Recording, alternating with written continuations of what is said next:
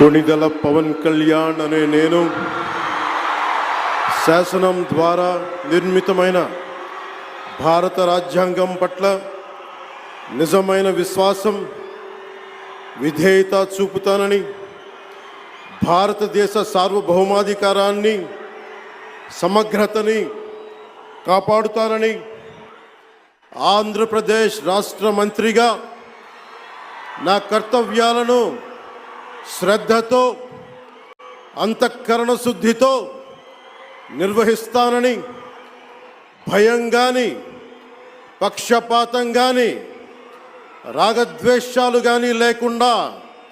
రాజ్యాంగాన్ని శాసనాలని అనుసరించి ప్రజలందరికీ న్యాయం చేకూరుస్తానని దైవ సాక్షిగా ప్రమాణం చేస్తున్నాను.